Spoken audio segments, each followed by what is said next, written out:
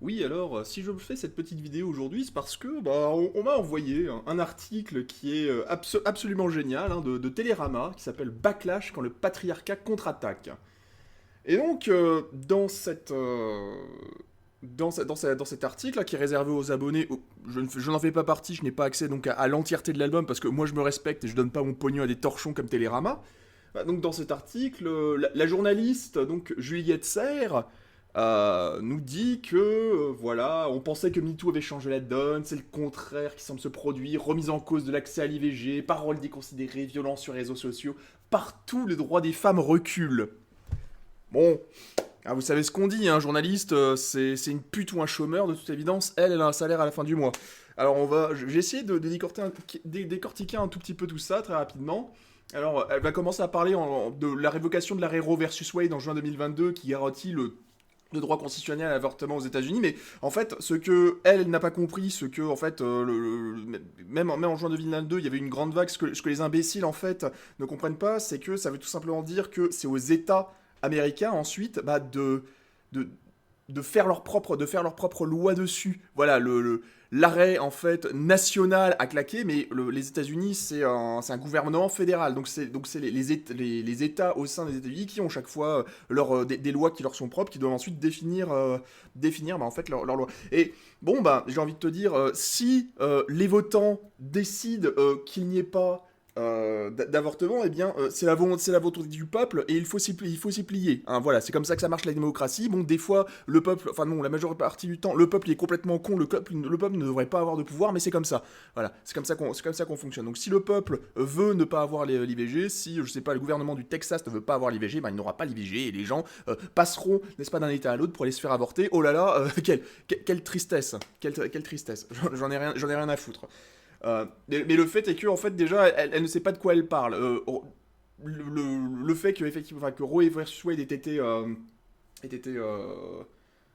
révoqué, ça ouvre juste enfin, ça demande juste à ce que les États ouais, pondent eux-mêmes leur législation sur l'avortement. Voilà, ce n'est pas un recul actuellement. Aux États-Unis, il n'est pas interdit d'avorter. On peut encore le faire. Donc peut-être que madame devrait fermer sa gueule et peut-être que madame devrait vérifier un peu ce dont elle parle. On l'ouvrir, ce serait pas mal. Maintien en fonction de plusieurs ministres accusés de violences sexuelles en France.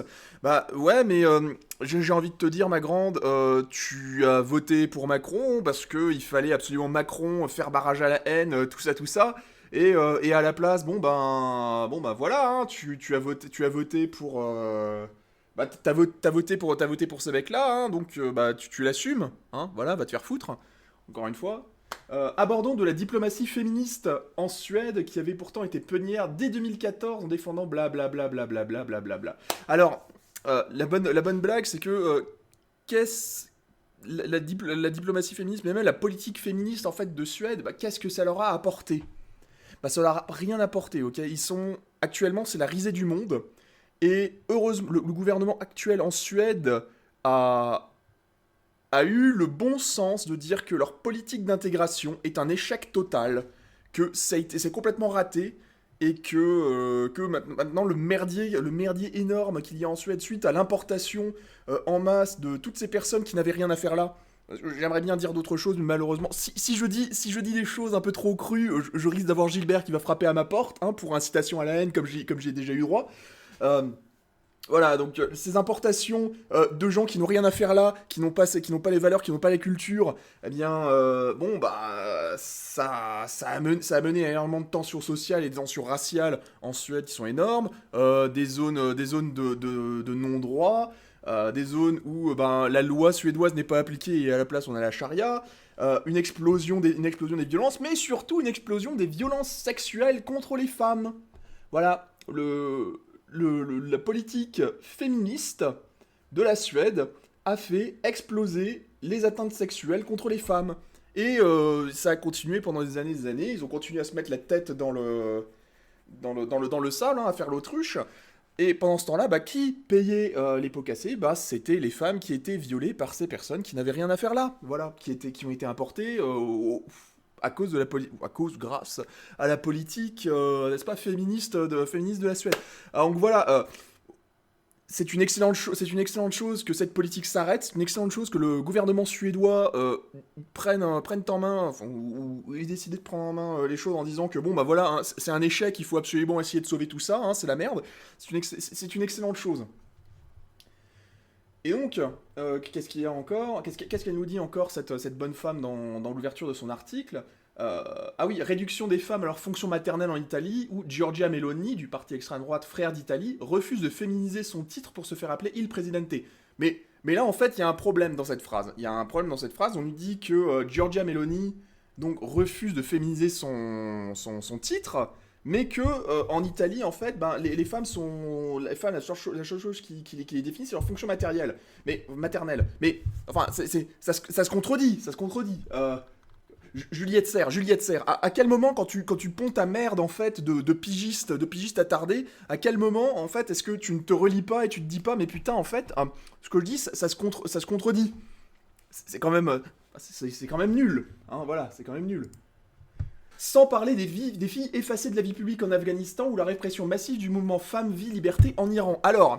Alors déjà, c'est très mignon que tu parles de ça, donc tu nous parles du recul des femmes. Majoritairement, c'est en Occident, hein, c'est ça que tu parles, mais tu nous fais quand même une petite pique sur l'Afghanistan et machin. Alors déjà, la vie des femmes en Iran et en Afghanistan, la vie publique des femmes dans ces milieux-là, elle est inexistante depuis. Bah, je sais que pour l'Iran, c'est genre les années 80. Quand suite aux conneries des États-Unis, encore eux, et d'Israël, les mouvements ultra islamistes sont arrivés au pouvoir, en fait, et l'Iran, qui était en fait un pays qui était très libre de mœurs à cette époque-là, je pense que vous pouvez regarder, vous voyez des femmes qui se traballent dans la rue sans avoir les cheveux couverts, etc. C'était même presque occidentalisé.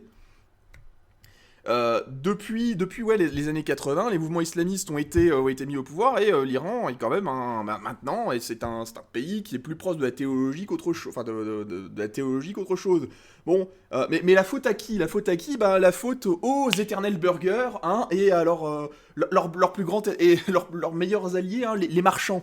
Voilà, merci à eux. Et l'Afghanistan, bah, c'est exactement la même chose. Alors bon, la vie des femmes avant était sans doute pas des plus resplendissantes, hein, sous le joug d'Oussama et de ses petits copains, mais en attendant, pendant pendant que les Américains en fait étaient par là à faire le ménage, quel ménage, ils ont déguerpi en 2 semaines, 20 ans d'occupation pour fuir le pays en 2 semaines, une honte, mais il y a un excellent documentaire là-dessus qui est This is what winning looks like, qui est fait par Vice, et qui t'explique tranquillement que, bah, en fait, les États-Unis sont en liaison en fait avec des officiels locaux, et ces officiels locaux sont complètement corrompus, et surtout sont des violeurs d'enfants. C'est tout ce dont on parle, ce documentaire qui fait 1h50, un truc comme ça, que les États-Unis sont obligés de choisir en fait des élus qui sont dans leur camp, et peu importe un peu ce que sont ces élus, et une bonne partie de ces élus locaux sont eh bien des violeurs d'enfants, des pédophiles, tout à fait, c'est absolument génial. Voilà. Donc, je vois pas pourquoi déjà est-ce qu'on vient nous parler de l'Afghanistan et de l'Iran, hein, c'est des pays qui ont leur propre dynamique et leur propre culture. Peut-être faudrait-il enfin, ne pas trop être une odieuse colonialiste blanche occidentale et essayer d'imposer en fait ton modèle de petite bourgeoise en fait partout dans le monde, ça marche pas, hein.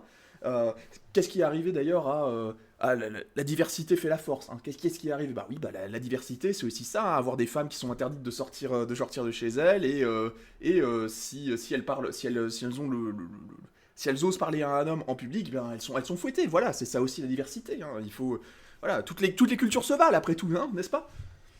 Bon, voilà, c'est juste l'introduction de cet article que vous pouvez aller voir, hein. Je mettrai le lien dans la description. Backlash contre le patriarcat, mais le patriarcat, mais quel patriarcat en fait?